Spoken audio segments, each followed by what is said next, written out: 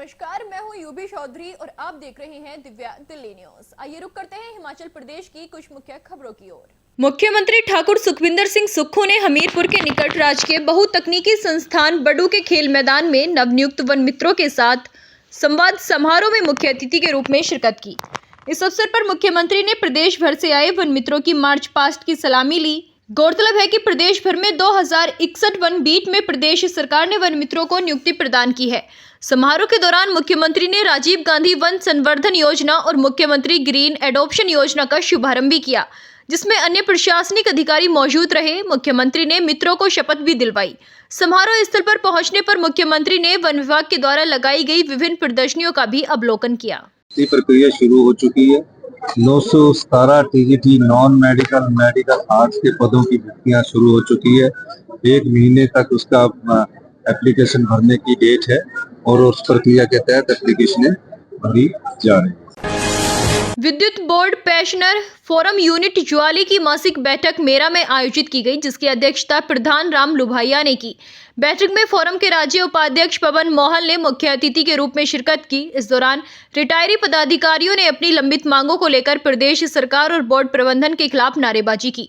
पवन मोहन ने कहा कि 1 जनवरी 2016 से 31 मार्च 2022 तक की अवधि के रिटायर कर्मचारियों को संशोधित वेतनमान, ग्रेजुटी और लिव इनकैशमेंट की बकाया राशि अब तक नहीं दी गई है। बैठक में मुख्यमंत्री सुखविंदर सिंह सुक्खू ने अपील की कि जॉइंट एक्शन कमेटी के पदाधिकारियों को शीघ्र वार्ता के लिए बुलाया जाए और कर्मचारियों की मांगों का शीघ्र समाधान निकाला जाए। फोरम ज्वाली यूनिट की हमारी जो मासिक बैठक है, वो कल्पना पैलेस मेरा ज्वाली में यूनिट के प्रधान श्री राम लुभाइया की अध्यक्षता में यहाँ संपन्न हुई है। तो इस बैठक में विशेष करके जो कर्मचारियों के जो रिटायरियों के मुद्दे हैं, उनको लेकर के बड़ी गंभीर चर्चा हुई है। और उस चर्चा में जो हमारी जो पेंशन है, इनमें काफ़ी सारा रोष जो है बोर्ड प्रबंधक वर्ग के खिलाफ और प्रदेश सरकार के खिलाफ है। उसके पीछे कारण ये है कि आज बड़े दुख की बात है कि आज हमारा जो एक कर्मचारी जो पहले का था, जो आज का रिटायरी है, इसने अपनी पूरी जिंदगी, अपनी पूरी जवानी बिजली बोर्ड में दी। प्रधानमंत्री नरेंद्र मोदी ने अपने प्रधानमंत्री कार्यकाल के सफल 11 साल पूर्ण कर लिए हैं। इसको लेकर प्रदेश में किस तरह से जनता तक उपलब्धियां बताई जाएंगी, इसके लिए आज प्रदेश कोर कमेटी की बैठक में भाजपा राष्ट्रीय अध्यक्ष जगत प्रकाश नड्डा ने कोर कमेटी की आवश्यक दिशा निर्देश दिए और बीते समय में प्रदेश में भाजपा के कामों की समीक्षा की। भाजपा प्रदेश प्रवक्ता और विधायक रणधीर शर्मा ने बताया कि भाजपा के आगामी कार्यक्रमों की रूपरेखा तैयार की गई है और पिछले कार्यों की समीक्षा की गई है। उन्होंने कहा, प्रधानमंत्री नरेंद्र मोदी के बेमिसाल 11 सालों को जनता तक कैसे पहुंचाया जाए, इसके लिए कोर कमेटी को आवश्यक दिशा निर्देश दिए गए हैं। जनता पार्टी की कोर कमेटी की बैठक थी, जिसमें विशेष रूप से हमारे पार्टी के राष्ट्रीय अध्यक्ष आदरणीय श्री जगत प्रकाश नड्डा जी, राष्ट्रीय उपाध्यक्ष आदरणीय सुधांशु सिंह जी, प्रभारी श्रीकांत जी, सह प्रभारी टंडन जी, पूर्व मुख्यमंत्री नेता प्रतिपक्ष जयराम ठाकुर जी इस बैठक में विशेष रूप से उपस्थित थे। इस बैठक में आगामी कार्यक्रमों की विस्तृत योजना बनाई गई। आप सब जानते हैं, अभी 26 मई 2025 को इस देश में आदरणीय श्री नरेंद्र मोदी जी को प्रधानमंत्री बने हुए 11 साल पूरे हुए हैं। तो केंद्र सरकार के जो ये 11 साल बेमिसाल रहे हैं, इस विषय को लेकर हमें जनता के बीच जाना है।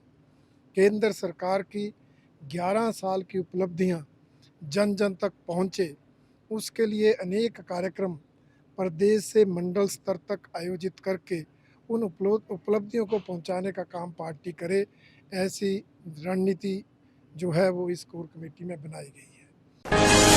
चंडीगढ़ शिमला नेशनल हाईवे 5 पर एक बड़ा हादसा टल गया। चंबा घाट फ्लाईओवर पर शिमला से चंडीगढ़ की ओर जा रही एक कार अचानक पलट गई। बताया जा रहा है कि कार जैसे ही फ्लाईओवर की चढ़ाई पर पहुंची, चालक ने नियंत्रण खो दिया और तेज रफ्तार के चलते वाहन पलट गया। हादसे के बाद सड़क पर अफरा तफरी मच गई और हाईवे पर कुछ देर के लिए जाम लग गया। मौके पर मौजूद स्थानीय लोगों ने तत्परता दिखाते हुए चालक को कार से सुरक्षित बाहर निकाला और वाहन को सीधा किया।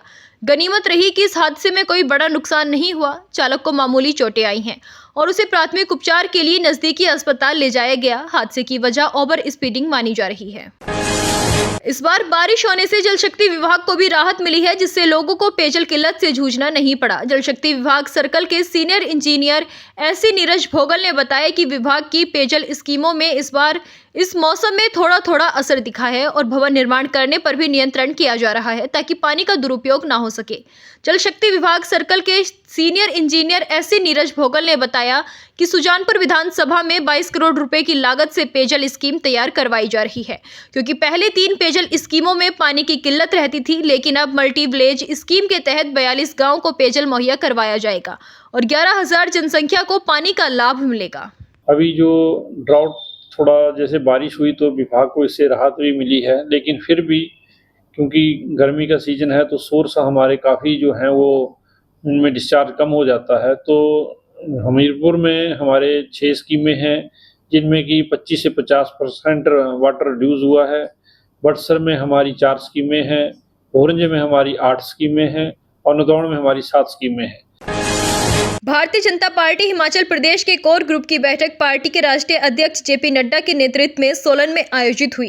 बैठक के दौरान सभी सदस्यों ने पार्टी के राष्ट्रीय अध्यक्ष जेपी नड्डा का भव्य स्वागत किया। इस दौरान विकसित भारत 2047 के संकल्प को लेकर आगामी रणनीति पर विस्तार से चर्चा की गई।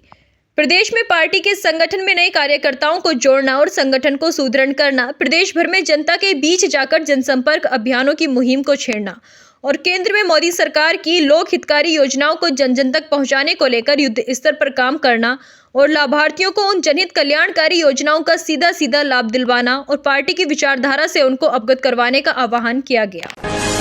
पूर्व मुख्यमंत्री जयराम ठाकुर ने कहा कि विमल नेगी मामले में मुख्यमंत्री बौखलाहट में है। विमल नेगी की मृत्यु सहज नहीं हुई, इसकी चर्चा हर जगह है। विपक्ष की भूमिका है कि अगर सरकार गलत करे तो उसका विरोध करे।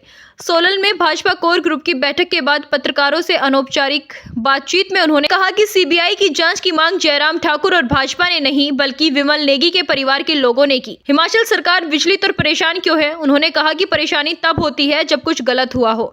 जब परिवार के लोग पहले इस मांग को कर रहे थे तो मुख्यमंत्री ने सिरे से खारिज कर दिया और कहा कि जरूरत नहीं है। मैं उस पर कुछ ज़्यादा कहने की आवश्यकता महसूस नहीं करता हूँ।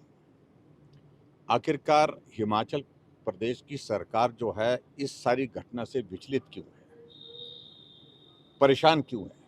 परेशान तब होता है आदमी जब कोई गलत काम उसमें होता है।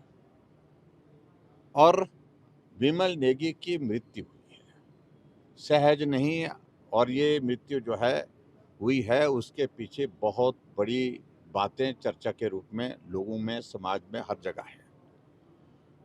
और विपक्ष की भूमिका है कि अगर सरकार गलत काम करती है और किसी चीज़ को ठीक करने की दिशा में कदम नहीं उठाती है, अगर विमल नेगी के परिवार ने सीबीआई की मांग मांगी जिसको मुख्यमंत्री ने सिरे से खारिज कर दी, जरूरत नहीं है, लेकिन परिवार के कहने पर नहीं, सीबीआई की मांग अगर हुई है तो परिवार के कहने पर हुई है, जयराम के कहने पर नहीं हुई है, बीजेपी के कहने पर नहीं हुई है। फिलहाल के लिए मेरे साथ इतना ही। ऐसी ही तमाम हिमाचल प्रदेश की बड़ी खबरों को जानने के लिए देखते रहिए दिव्या दिल्ली न्यूज। जानने के लिए अभी टाइप करें दिव्य दिल्ली न्यूज, नीचे दिए गए सब्सक्राइब बटन को दबाएं और नोटिफिकेशन के लिए दिए गए बेल आइकन को क्लिक करें। हमारे वीडियोस को लाइक, शेयर और कमेंट करना ना भूलें।